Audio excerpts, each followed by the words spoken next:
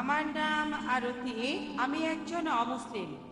আপনার কাছে আমার প্রশ্নটা হলো, তার আগে আমি আপনাকে এই জ্ঞানগর্ভ লেকচারের জন্য ধন্যবাদ জানাচ্ছি।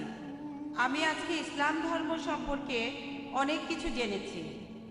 আপনার লেকচারে শুনেছি, আমি যতখানি বুঝেছি যে ইসলাম এমন একটা ধর্ম যেটা বিশ্বাস করে শান্তি, সাম্যবাদ এবং বিজ্ঞানসম্মত যুক্তিবাদী চিন্তায়।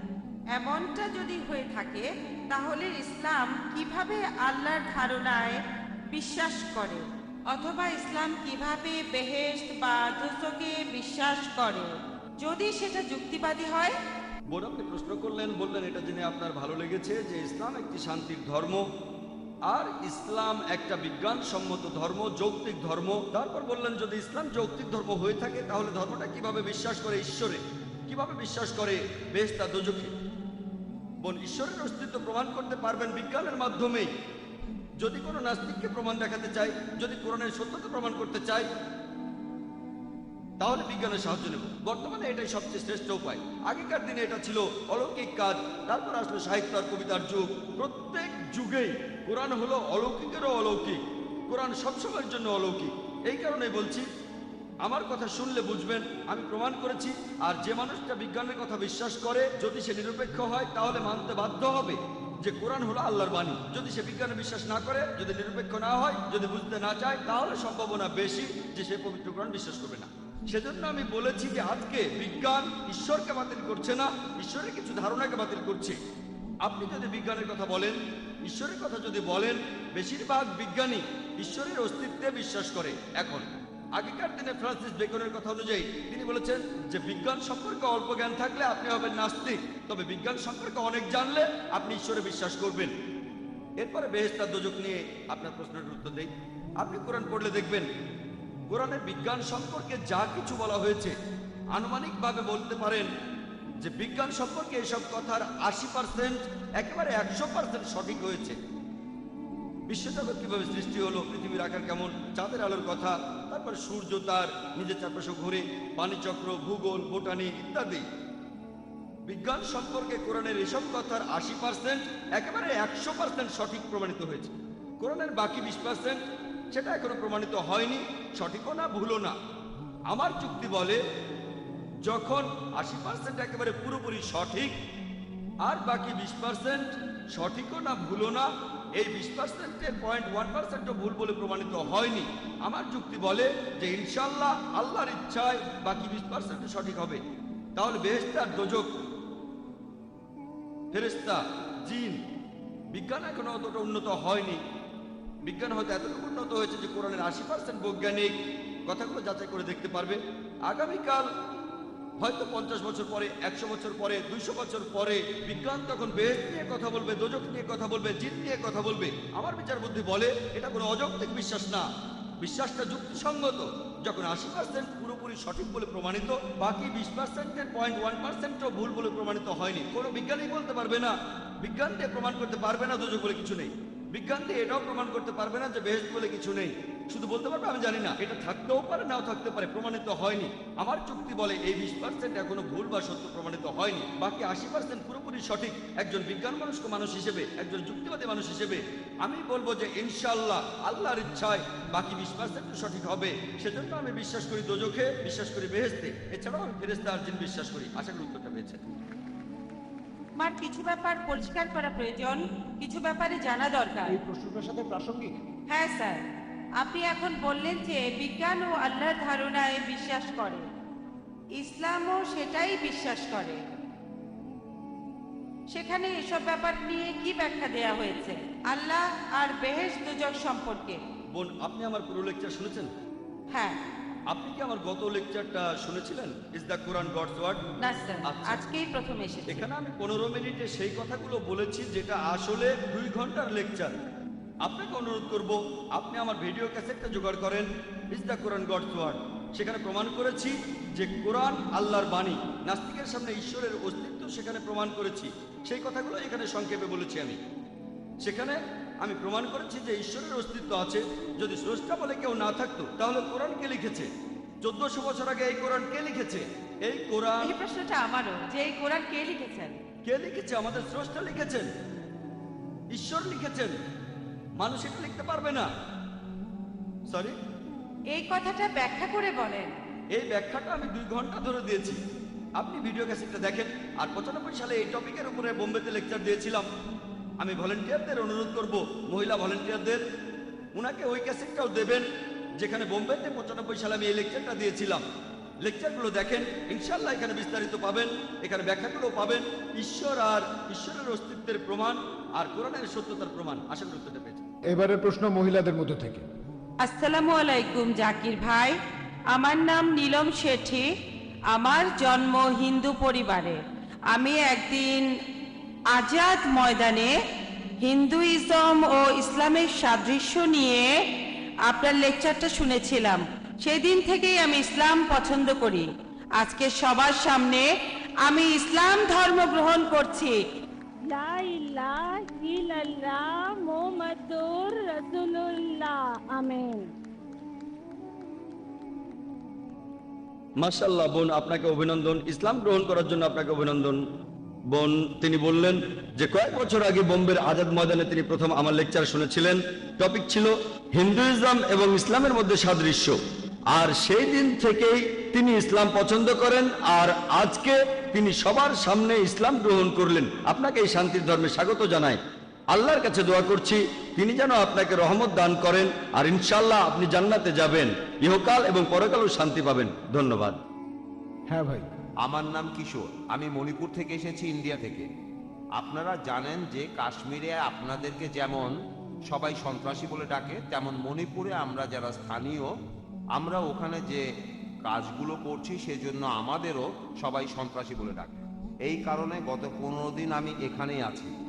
মণিপুরে খবর ছড়ানো হয়েছে যে আমি মারা গেছি। আমার মা বাবাও জানে যে আমি মারা গেছি।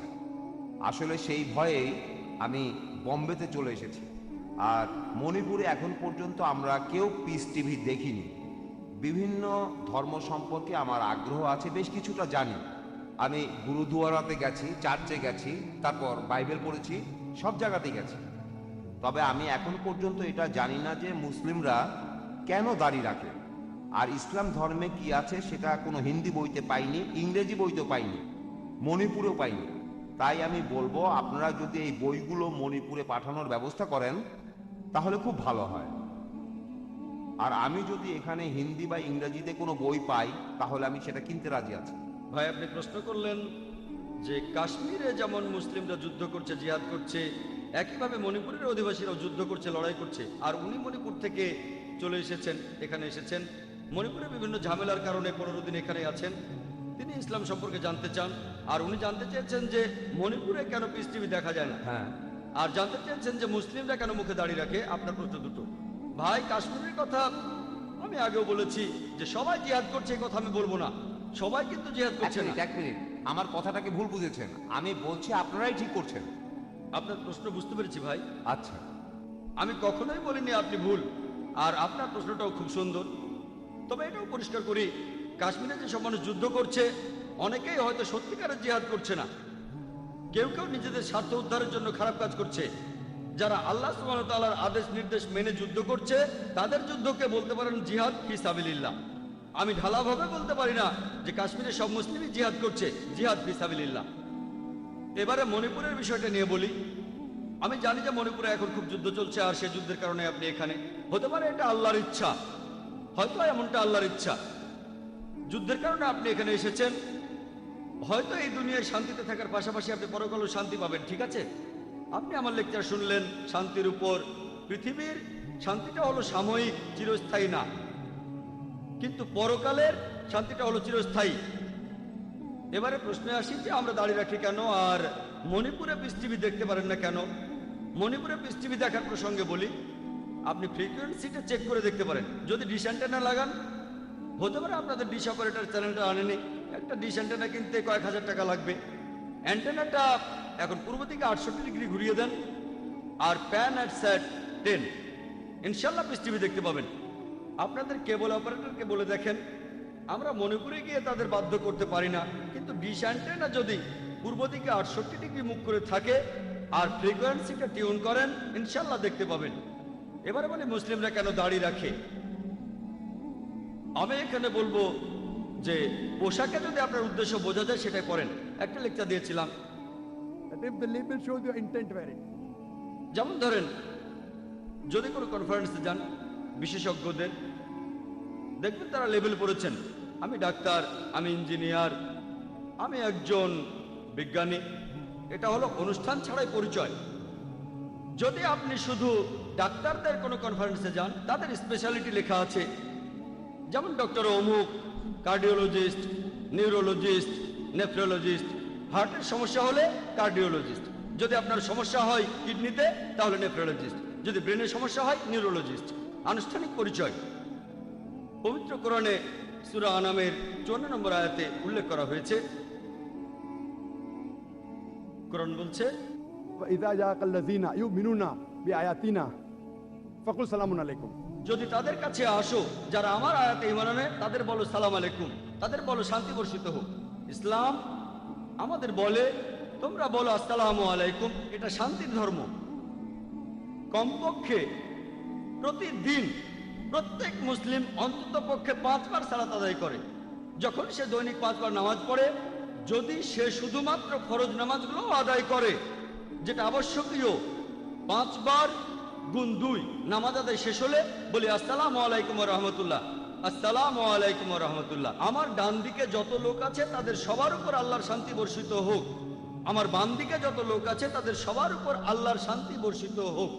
প্রত্যেক নামাজে 2 বার বলি, কমপক্ষে 5 বার নামাজ পড়ি, কমপক্ষে 10 বার সালাম জানাচ্ছি ডান দিকের সব মানুষদের, এর পাশাপাশি বাম দিকের সব মানুষদের। যদি সুন্নাতে মুআক্কাদাও পড়ি তাহলে আরো 10 বার। এভাবে অন্তত পক্ষে 20 বার আমি সালাম জানাচ্ছি আমার ডান দিকের মানুষদের আর বাম দিকের মানুষদের। যদি সাধারণ সুন্নত পড়ি তাহলে আরো বেশি হবে। যখনই আমি কোনো মুসলিমকে দেখি তাকে বলি আসসালামু আলাইকুম। আপনার উপর এমবিএ এর ছাত্রী, তার প্রশ্ন হলো আল্লাহকে কেন আল্লাহ বলে ডাকা হয়, অন্য কোনো নামে ডাকা হয় না কেন?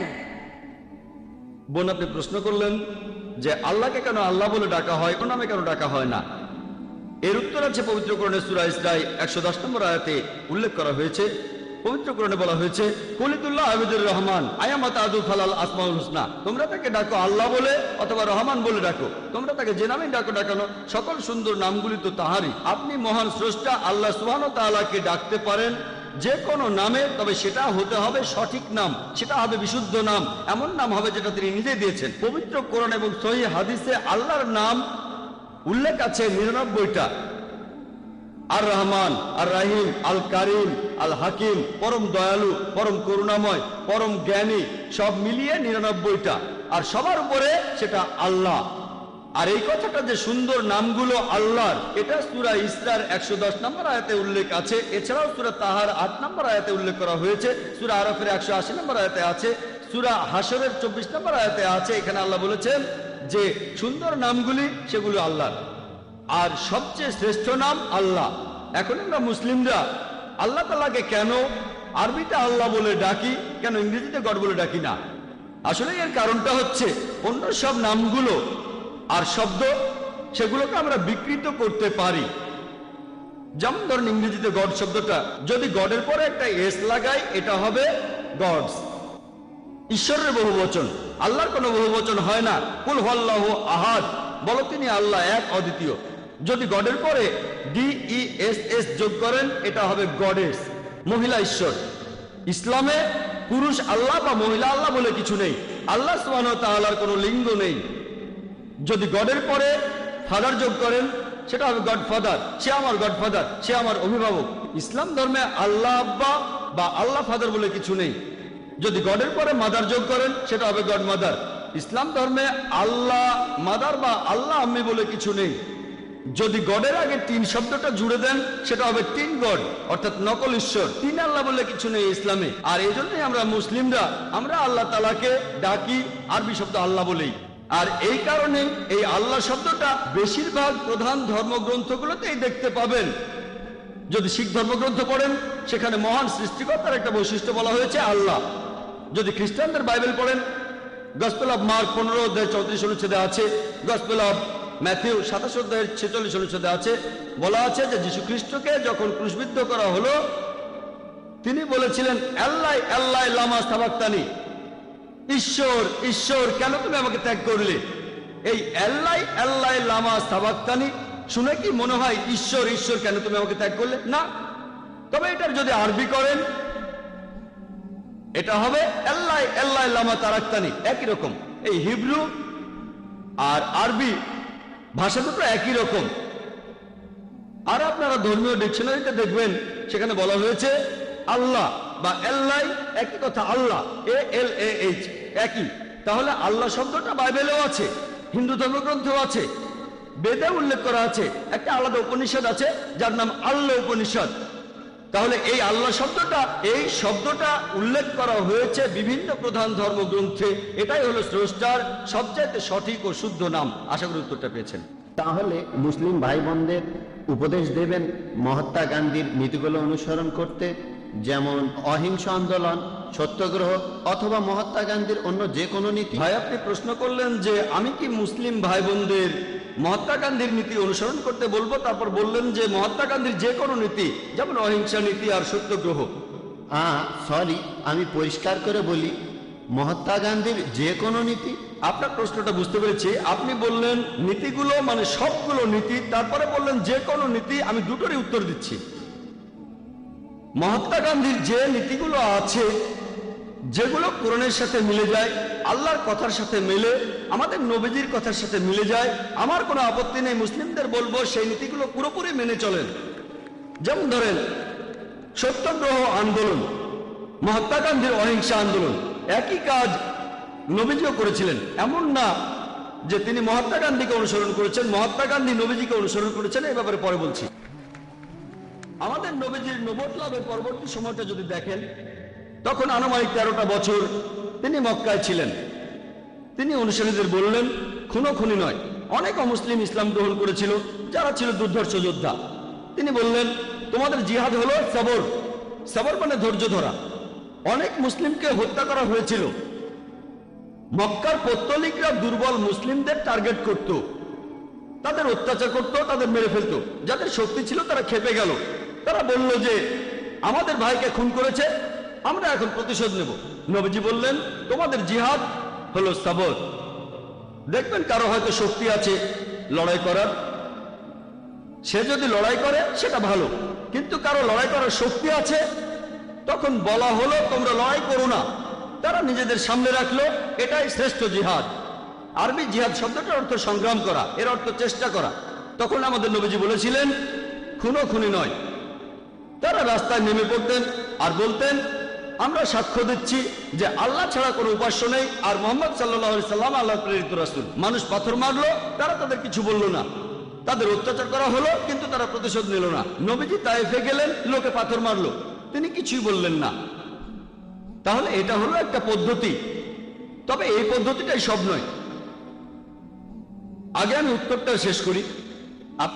না স্যার, ডক্টর জাকিরের কথা শেষ হলে তারপর প্রশ্ন করবেন, একটু ধৈর্য ধরুন। আচ্ছা আচ্ছা ঠিক। আপনি প্রশ্ন করেছেন, আমি সেখানে উত্তর দিচ্ছি। মহাত্মা গান্ধীর এই নীতি, এই অহিংসা নীতি অনেক ক্ষেত্রে কাজে লাগবে। কিন্তু এখন যদি ইন্ডিয়া সরকারকে বলেন যে এই লোকটা ডাকাতি করছে, এটা অপরাধ, অ্যারেস্ট করবেন না। এই লোকটা ধর্ষণ করছে, এটা অপরাধ, কিন্তু অ্যারেস্ট করবেন না, ইন্ডিয়া সরকার কি এটা মানবে? সবচেয়ে সেই দেখবেন যে পুলিশ বাহিনী আছে, এই পুলিশ সে দেশের শান্তি আর নিরাপত্তা নিশ্চিত করতে মাঝে মধ্যে তারা বল প্রয়োগ করে অপরাধীদের বিরুদ্ধে, যাতে শান্তি বজায় থাকে। আপনি ইন্ডিয়ার সরকার বা বোম্বের পুলিশ কমিশনারকে বলতে পারবেন না যে দেখেন মহাত্মা গান্ধী অহিংসার কথা বলেছেন, তাই যে ডাকাতি করছে তাকে করতে দিন। তাকে শুধু বলেন ডাকাতি করবেন না। ধরেন কেউ আপনার বোনকে ধর্ষণ করছে, শুধু বলেন ধর্ষণ করবেন না, এটা হচ্ছে অহিংসা নীতি। এই নীতিতে সব কাজ হয় না। ইসলাম ধর্মে জুলম বলে একটা শব্দ আছে।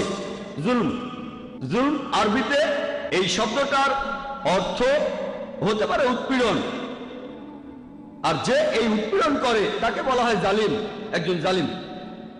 আর কোন লোকটা বেশি জালিম? যে মানুষ এই উৎপীড়ন বন্ধ করতে পারে কিন্তু তারপরেও করে না। নবীজি মুহাম্মদ সাল্লাল্লাহু আলাইহি সাল্লাম বলেছেন, সহিহ মুসলিমে উল্লেখ আছে, যদি খারাপ কাজ হতে দেখো তোমার হাত দিয়ে তা থামাও। যদি হাত দিয়ে থামাতে না পারো তাহলে তোমার মুখ দিয়ে থামাও, যদি মুখ দিয়ে থামাতে না পারো তাহলে মনে মনে অভিশাপ দাও, আর মনে মনে অভিশাপ দিলে তুমি হবে সবচেয়ে নিচু স্তরের মুমিন, সবচেয়ে নিচু স্তরের মুসলিম। যদি আপনি দেখেন কেউ ধর্ষণ করছে, মহাত্মা গান্ধী বলেছেন ধর্ষণ করবেন না, তখন যদি আপনার তাকে থামানোর সামর্থ্য থাকে আপনার হাত দিয়ে তাকে থামান। সে হয়তো আপনার বোন না, হয়তো আপনার মা না। যদি দেখেন কেউ ধর্ষণ করছে, তাকে হাত দিয়ে থামাতে পারলে আপনার হাত দিয়ে থামান। যদি সেটা না পারেন, যদি দুর্বল হন, শরীরে শক্তি না থাকে, মুখে বলেন ভাই সাহেব ধর্ষণ করবেন না, বলাৎকার করবেন না, ভাই ধর্ষণ করবেন না। আপনার মুখ দিয়ে তাকে বলেন। যদি ভাবেন আমি মুখে বারণ করলে লোকটা আমাকে মেরে ফেলবে, অন্তত পক্ষে মনে মনে অভিশাপ দেন। তাহলে পরিস্থিতির উপর নির্ভর করে কাজের পদ্ধতিও বদলাবে। নবীজি যখন মদিনায় গেলেন, একসময় শান্তি বজায় ছিল, তারা হুদাইবিয়ার সন্ধি করলো। মক্কার মুশরিকরা মুসলিমদের সাথে তখন একটা চুক্তি করলো, মুশরিকরা চুক্তি ভঙ্গ করলো, তারপর যুদ্ধ বেঁধে গেল। আল্লাহ তাআলা তখন বললেন, যুদ্ধক্ষেত্রে কাফিরদের দেখলে ভয় পেও না, লড়ো, হত্যা করো, পরিস্থিতির উপর নির্ভর করবে।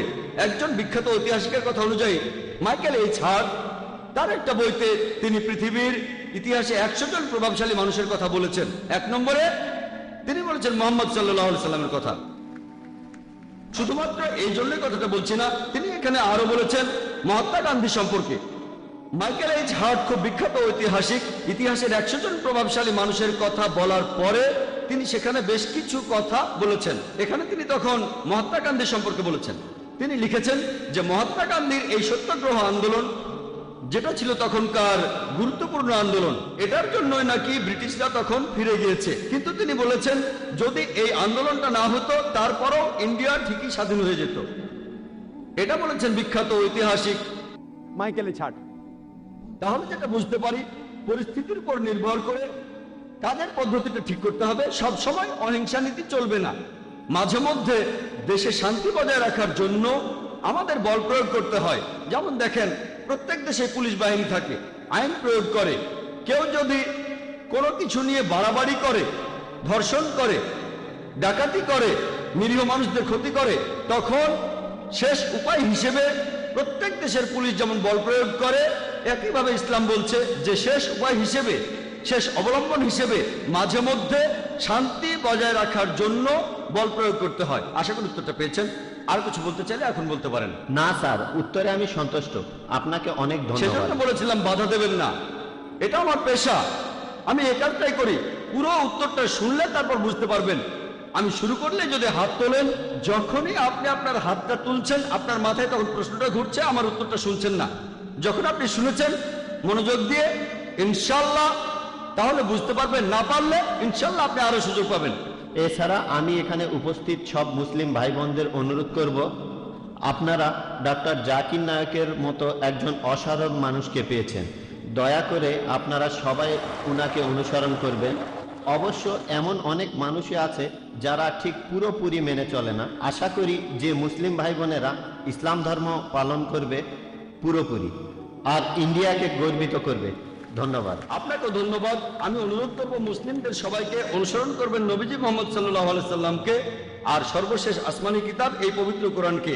এখানে ভাই আপনি বললেন যে মুসলিমদের উচিত আমাকে অনুসরণ করা। আমি অনুরোধ করব তখনই আমাকে অনুসরণ করবেন যখন আমি কোরআন আর সহিহ হাদিস অনুসরণ করব। তাই আমি বলবো আমাকে অনুসরণ করার কথা বললেন, আমি বলবো আমাকে অনুসরণ করবেন না, কোরআন আর সহিহ হাদিসের সাথে মিললে অনুসরণ করবেন। যদি কোরআন আর সহিহ হাদিসের সাথে না মেলে তাহলে ডক্টর জাকির নায়কও জিরো। জাকির নায়কেরও তখন কোনো মূল্য নেই। আমি যা বলছি সেটা যদি চূড়ান্ত আসমানি কিতাব পবিত্র কোরআনের সাথে মেলে আর শেষ নবী মুহাম্মদ সাল্লাল্লাহু আলাইহি সাল্লামের কথার সাথে মেলে তাহলে অনুসরণ করবেন। আমি অনুরোধ করব আমার কথার সাথে কোরআন আর হাদিসের মিল থাকলে তবে অনুসরণ করবেন। আমার নাম বিলাস কাকবে, আমি নায়ার হসপিটালের মেডিকেলের ছাত্র। আমার মতে আমরা খুবই ভাগ্যবান যে মানুষ হিসাবে জন্মাতে পেরেছি। প্রাণী হিসাবে আমরা আলাদা, লক্ষ লক্ষ বছরের বিবর্তনের মাধ্যমেই এটা সম্ভব হয়েছে। তাই আপনার মতে আমাদের এই মূল্যবান জীবন কোন কাজে লাগানো উচিত, মানে আমাদের জীবনের সবচেয়ে গুরুত্বপূর্ণ কাজটা কি, আমাদের এই জীবনের আসল উদ্দেশ্যটাই কি হওয়া উচিত? ভাই বললেন আপনি নায়ার হসপিটালে মেডিকেল স্টুডেন্ট। আপনাকে বলি আমিও নায়ার হসপিটাল থেকে পাশ করেছি। আমিও একই মেডিকেল কলেজ থেকে পাশ করেছি, নায়ার হসপিটাল পাশ করেছি 1991 সালে। আনুমানিক 16 বছর আগে ভাই প্রশ্ন করলেন যে আমরা এই মানুষের জীবন পেয়েছি, এখন এই জীবনটাকে কিভাবে কাজে লাগাবো। আল্লাহ পবিত্র কোরআনে বলেছেন, সূরা জারিয়াতের 56 নম্বর আয়াতে উল্লেখ করা হয়েছে, ওমা খালাকতুল জিন্না ওয়াল ইনসা ইল্লা লিয়াবুদুন, আমি সৃষ্টি করেছি জিন এবং মানুষকে শুধু আমার ইবাদতের জন্য। ইবাদত মানে তাকে মেনে চলা। তাই পৃথিবীটা আমাদের জন্য শ্রেষ্ঠ কর্তব্য আল্লাহ তাআলার নির্দেশগুলো মেনে চলা, যাতে শান্তিতে থাকতে পারি ইহকালে এবং পরকালে। মানুষ জাতির যিনি স্রষ্টা, তিনি প্রশ্নটা সঠিক উত্তর দিতে পারবেন। পবিত্র কোরআনে সূরা মুলকের 2 নম্বর আয়াতে উল্লেখ করা হয়েছে, আল্লাহ জি খালাকাল মাউতা ওয়াল হায়াতা, আল্লাহ তাআলাই সৃষ্টি করেছেন মৃত্যু এবং জীবন পরীক্ষা করার জন্য তোমাদের মধ্যে কর্মে কে উত্তম। পৃথিবীতে আমাদের এই জীবন, এটা পরকালের জন্য পরীক্ষা। আমরা সবাই পরীক্ষা দিচ্ছি। আর আপনি যদি আল্লাহ তাআলার আদেশগুলো মানেন আর তার কথা মতো যদি জীবনযাপন করেন আর শান্তি বজায় রাখেন, আল্লাহর কাছে নিজের ইচ্ছাকে সমর্পণ করে, তাহলে আপনি ইহকালেও সফল হবেন, পরকালেও সফল হবেন। আশা করি উত্তরটা পেয়েছেন। হ্যাঁ, কিন্তু আমরা যারা তরুণ, আমাদের কোন কাজটা করা উচিত? আচ্ছা, আপনারা কি করবেন? আপনারা এই কোরআন পড়বেন, পবিত্র কোরআন পড়েন, কোরআনের কথাগুলো নিজের জীবনে প্রয়োগ করেন। যদি আপনারা বেদ পড়েন, দেখবেন বেদেও বলছে এক ঈশ্বরের কথা, মূর্তি পূজা চলবে না। পবিত্র বেদ বলছে ভবিষ্যতে একজন ঋষি আসবেন, ভবিষ্যতে কল্কি অবতার আসবেন, সবাইকে ভালো জিনিস দেখাবেন। এই কল্কি অবতার হলেন মুহাম্মদ সাল্লাল্লাহু আলাইহি সাল্লাম। এই কোরআন আল্লাহ তাআলার সর্বশেষ ও চূড়ান্ত আসমানি কিতাব, নাজিল হয়েছে শেষ ও চূড়ান্ত নবী মুহাম্মদ সাল্লাল্লাহু আলাইহি সাল্লামের উপর। এই কোরআন পড়েন, মেনে চলেন, তাহলে শান্তিতে থাকতে পারবেন ইহকালে, আর পরকালেও শান্তিতে থাকবেন। আশা করি উত্তরটা পেয়েছেন। Thank you sir. হ্যাঁ বোন। আমি ছিলাম সন্ধ্যা, এখন আমি জারা বিলাল খান। আমি ইসলাম গ্রহণ করেছি। আপনি আপনার লেকচারে বললেন যে ইসলাম মূর্তি বা মূর্তি পূজায় বিশ্বাস করে না, তবে কেরালায় এমন একটা জায়গা আছে যেখানে একটা মূর্তি দেখা যায় যেটা পাথর থেকে উঠে এসেছে আর এটা বাড়ছে। এটা তাহলে এরকম কেন?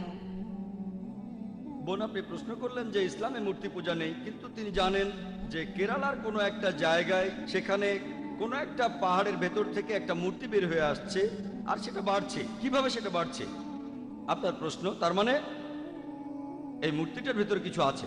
বোন, আপনি কি জানেন যে পাহাড়ও বড় হয়? এটা কি জানেন? হ্যাঁ, যদি এটা জানেন তাহলে মূর্তিও তো বেড়ে উঠতে পারে। তার মানে এই না, এমন না যে সেই মূর্তির ভেতর জীবন আছে।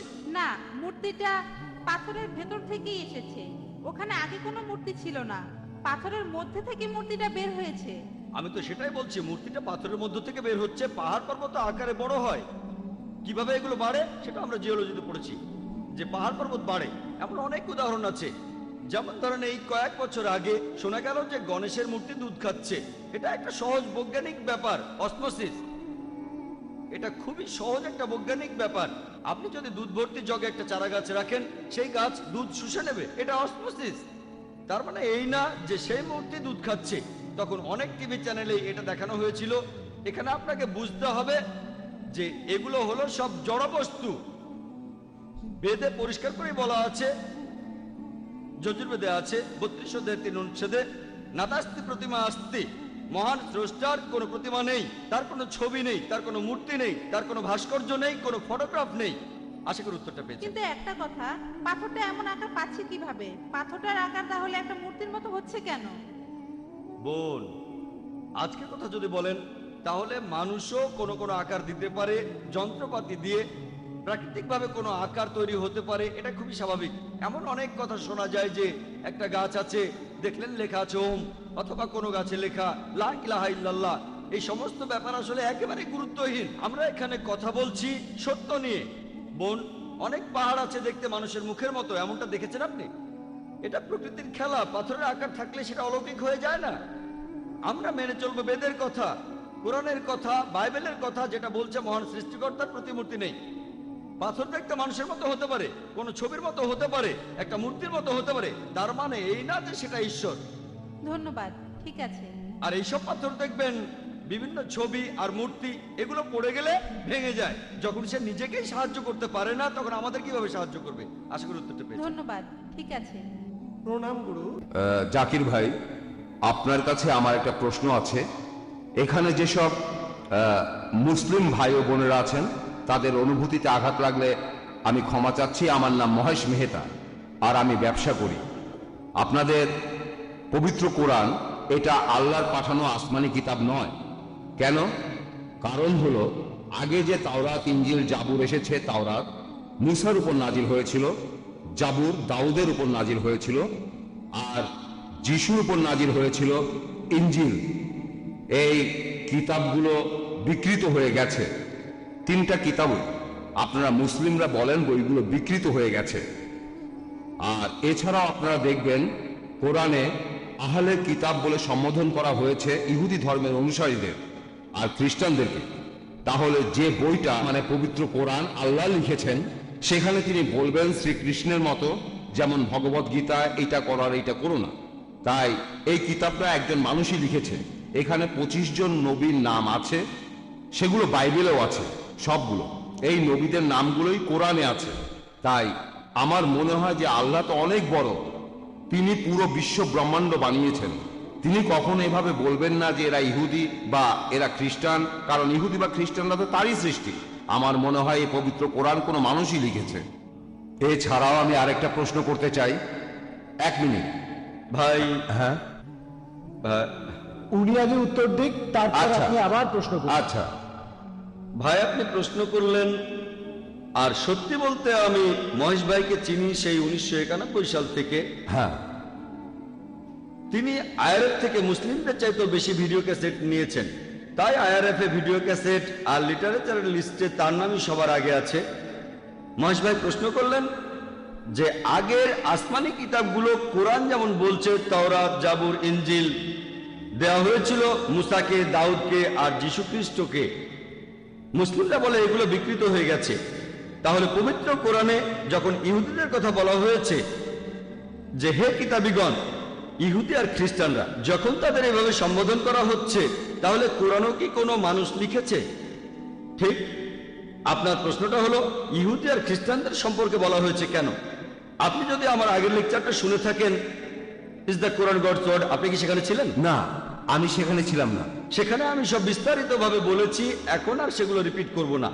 সেখানে বলেছি মানুষ কিভাবে অভিযোগ করে যে নবীজি নিজে এটা লিখেছেন, তিনি লিখেছেন, আর কেন লিখেছেন, ক্ষমতা বা অন্য কিছু ইত্যাদি। লেকচারটা ছিল 2 ঘন্টার, সেগুলো রিপিট করব না। তবে আপনার মূল প্রশ্নতে আসি।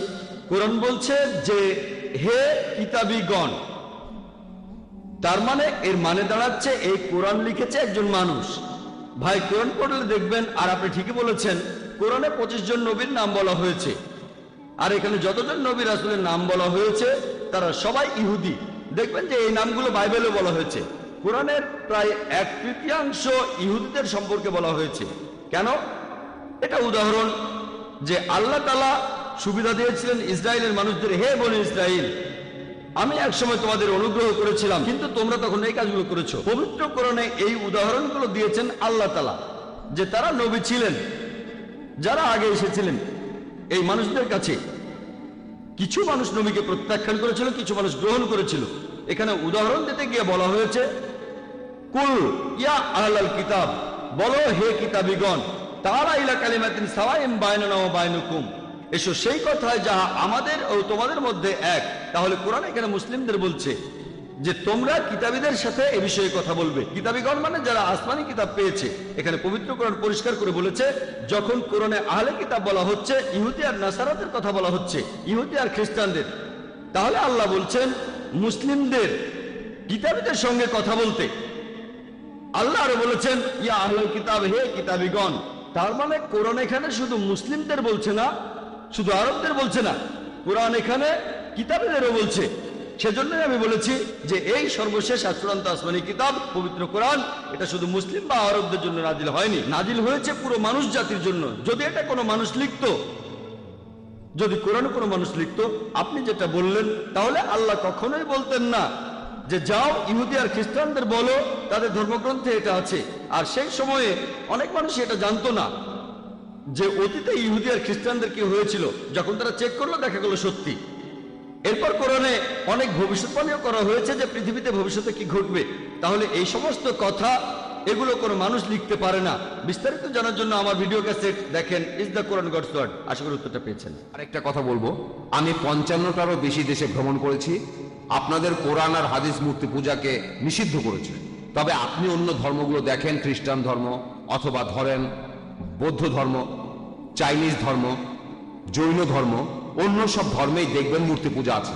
আপনারা মুসলিমরা পৃথিবীর সংখ্যার মাত্র 15 থেকে 20% হবেন সব মিলিয়ে, এটা শতকরা হিসাবে। তাহলে অন্যরা কি ভুল করছে?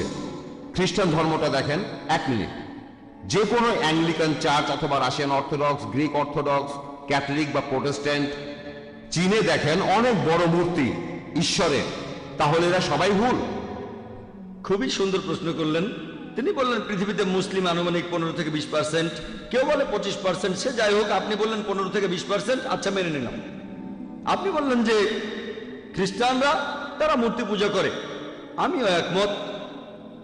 আপনি বললেন যে বৌদ্ধরা বিশাল মূর্তি বানায়, তারা কি সবাই ভুল? ভাই, ইসলামের সংখ্যাগুরু হলে জেতা যায় না। ইসলামে সত্য সবার উপরে। বেশিরভাগ মানুষ এই কয়েকশো বছর আগেও মনে করত পৃথিবীর সমতল। বেশিরভাগ, এটা কি জানেন? কয়েকশো বছর আগেও বেশিরভাগ মানুষ মনে করত পৃথিবীর সমতল। পৃথিবী কি সমতল ভাই মহেশ? না না। তাহলে বেশিরভাগ মানুষেরও ভুল হতে পারে। ইসলাম ধর্মে আল্লাহ পবিত্র কোরআনে বলেছেন, সূরা ইসরার 81 নম্বর আয়াতে উল্লেখ করা হয়েছে, ওয়াকুল জাল হক ওয়া জাকাল বাতিল ইন্নাল বাতিলা কানা জাউকা। বলো, সত্য উপস্থিত হয়েছে, মিথ্যা বিলুপ্ত হয়েছে, কারণ মিথ্যা প্রকৃতিগত কারণে বিলুপ্ত হবে। সেজন্য ইসলাম ধর্মের সংখ্যাগুরু হলে জেতা যায় না। যদি আমেরিকা যান, সেখানে দেখবেন পর্নোগ্রাফি, এটা নিষিদ্ধ না। আপনি এটা বিশ্বাস করেন? না, অনেক ইউরোপিয়ান এটা দেখায়। পর্নোগ্রাফিতে বিশ্বাস করেন? না, আমি বিশ্বাস খুব ভালো, আপনি তো ভালো মানুষ, আপনাকে অভিনন্দন জানাই। কিন্তু পশ্চিমা বিশ্বের বেশিরভাগ মানুষই পর্নোগ্রাফিতে বিশ্বাস করে। আপনি কি এটা বিশ্বাস করেন? আপনি কি পর্নোগ্রাফি দেখবেন? খুব ভালো, ভালো ছেলে। দেখেন, আপনি সত্যের কাছাকাছি আছেন। সংখ্যাগুরু হলে জেতা যায় না। আপনি তখন বললেন যে খ্রিস্টান ধর্মে সবাই মূর্তি পূজা করে। খ্রিস্টান ধর্মে আসলে মূর্তি পূজা নেই, কিছু খ্রিস্টান মূর্তি পূজা করে, যেমন কিছু মুসলিম ভুল কাজ করে। যদি খ্রিস্টানদের বাইবেল পড়েন, আর আমিও নিশ্চিত যে আপনি বাইবেল পড়েছেন, বাইবেলে উল্লেখ করা আছে, বুক অব ডিউটোরনমি 5 নম্বর অধ্যায়ের 7 থেকে 9 নম্বর অনুচ্ছেদে বলা হয়েছে, তোমরা আমার কোনো প্রতিমূর্তি তৈরি করবে না। মহান স্রষ্টা তিনি বলেছেন, ওল্ড টেস্টামেন্টে আছে, তোমরা আমার কোনো প্রতিমূর্তি তৈরি করবে না, কোনো কিছুই না যেটার সাথে মিল আছে আকাশমণ্ডলের কিছু, পৃথিবীর কিছু, অথবা পৃথিবীর নিচের কিছু। তোমরা তাদের সেবা করবে না, তাদের কাছে নতজান হবে না, কারণ আমি তোমাদের ঈশ্বর এবং প্রভু খুবই প্রতিহিংসা পরায়ণ। এই কথা আবারও আছে বুক অব এক্সোডাস 20 নম্বর অধ্যায়ের 3 থেকে 5 অনুচ্ছেদে, যে তোমরা আমার কোনো প্রতিমূর্তি তৈরি করবে না, কোনো কিছুই না যার সাথে মিল আছে আকাশের কিছুর, পৃথিবীর কিছুর, অথবা পৃথিবীর নিচের কিছুর। তোমরা এদের সামনে নতজান হবে না, সেবা করবে না, কারণ আমি তোমাদের ঈশ্বর এবং প্রভু খুবই প্রতিহিংসা পরায়ণ। তাহলে ওল্ড টেস্টামেন্ট অনুযায়ী মূর্তি পূজা নিষিদ্ধ কাজ। আর যীশু খ্রিস্ট নিজেই বলেছেন, এটা আছে গসপেল অফ ম্যাথিউ 5 নম্বর অধ্যায়ের 17 থেকে 20 অনুচ্ছেদে, মনে করো না আমি নবীদের আইন বাতিল করতে এসেছি, এগুলোকে বাতিল করতে আসিনি, পূরণ করতে এসেছি। তোমাদের মধ্যে যদি কেউ কোনো একটা আইন ভাঙে আর অন্য কেউ ভাঙতে বলে, সে তাহলে স্বর্গের রাজ্যে প্রবেশ করতে পারবে না। আর যে এই আইনগুলো মেনে চলবে, সে স্বর্গের রাজ্যে প্রবেশ করতে পারবে। যদি তাদের ন্যায়নিষ্ঠতা গ্রন্থে বলা ন্যায়নিষ্ঠার চাইতে বেশি না হয়, তাহলে তারা স্বর্গের রাজ্যে প্রবেশ করতে পারবে না। তাহলে যীশু খ্রিস্টের কথা অনুযায়ী আপনি যদি স্বর্গের রাজ্যে প্রবেশ করতে চান, আপনাকে তাহলে ওল্ড টেস্টামেন্টের সবগুলো আইন মানতে হবে, মুসা নবীর আইন মানতে হবে। স্রষ্টার কোনো প্রতিমা বানাবেন না। তারপরও মানুষ বানায়, কেন? সব খ্রিস্টানরা কিন্তু বানায় না, প্রোটেস্ট্যান্টরা বানায় না। খ্রিস্টান ধর্ম সম্পর্কে আপনার জ্ঞান বেশ কম, আপনি এখনো ছাত্র। ক্যাথলিকরা এটা করে, তারা মূর্তি বানায়। এজন্যই প্রোটেস্ট্যান্টরা প্রোটেস্ট করেছিল যে আপনাদের কাজটা ভুল। তাহলে বাইবেলের কথা অনুযায়ী সৃষ্টিকর্তার কোনো প্রতিমা বানাতে পারবেন না। আপনার কথা মানি। বেশিরভাগ হিন্দুই মূর্তি পূজা করে। আমি আগে বলেছিলাম, নাতাস্তি প্রতিমা আস্তি, মহান সৃষ্টিকর্তার কোনো প্রতিমা নেই, কোনো ছবি নেই, কোনো ভাস্কর্য নেই, তার কোনো মূর্তি নেই। আপনি কি মূর্তি পূজা করেন? হ্যাঁ, আমি করি। আচ্ছা, তাহলে তো বেদ মানছেন না। আমি আসলে সবগুলো ধর্মই মানি, সব ধর্মই এক, কারণ মহান ঈশ্বর সবগুলো ধর্ম সম্পর্কেই জানেন। ভাই, আপনি যদি সবগুলো ধর্মই বিশ্বাস করেন, তার মানে আপনি অন্য ধর্ম পালন করছেন কিনা জানি না, তবে হিন্দু ধর্ম পালন করছেন না। আপনি হিন্দু ধর্ম পালন করছেন না। আমি আপনাকে বলি, ঈশ্বর তো ঘুমাচ্ছেন না, তিনি সবই জানেন। তিনি তো সবকিছু সৃষ্টি করেছেন, সবকিছু। তাই তিনি সবগুলো ধর্ম সম্পর্কেই জানেন, যেমন ইসলাম। ভাই, আপনি একবারে একটা প্রশ্ন করেন, লম্বা লাইন দেখা যাচ্ছে, এই প্রশ্নটার উত্তর দিচ্ছি, এরপরে লাইনের পেছনে গিয়ে দাঁড়াবেন, তারপর সময় আসলে প্রশ্ন করবেন, ঠিক আছে? প্রশ্ন করেছেন যে ঈশ্বর কি ঘুমাচ্ছেন, আল্লাহ এই কথার উত্তর দিয়েছেন, পবিত্র কোরআনে সূরা বাকারার 255 নম্বর আয়াতে উল্লেখ করা হয়েছে, আল্লাহ বলেছেন, আল্লাহু লা ইলাহা ইল্লা হুয়াল হাইয়ুল কাইয়ুম লা তাখুযুহু সিনাতুন ওয়ালা নাওম, যে আল্লাহ অবিনশ্বর, চিরস্থায়ী, তিনি কারো মুখাপেক্ষী নন, তার নিদ্রার প্রয়োজন হয় না, তন্দ্রা তাকে স্পর্শ করে না, বিশ্রামের প্রয়োজন হয় না, আমাদের ঘুমানোর প্রয়োজন হয়, আমাদের বিশ্রাম নেওয়ার প্রয়োজন হয়, আল্লাহ তাআলার ঘুমানোর প্রয়োজন হয় না। আল্লাহ তাআলা পবিত্র কোরআনে বলেছেন, তিনি যদি চাইতেন তাহলে পৃথিবীর প্রত্যেকটা মানুষকে বানাতে পারতেন মুসলিম হিসেবে, মুসলিম বানাতে পারতেন। আল্লাহর পক্ষে খুবই সোজা, শুধু কুন ফায়াকুন। তবে এই জীবনটা পরকালের জন্য পরীক্ষা। আল্লাহ আপনাকে পরীক্ষা করছেন, আমাকেও পরীক্ষা করছেন। আল্লাহ যদি চান আপনি আর কখনো মূর্তি পূজা করবেন না, তাহলে তো পরীক্ষাটা থাকলো না।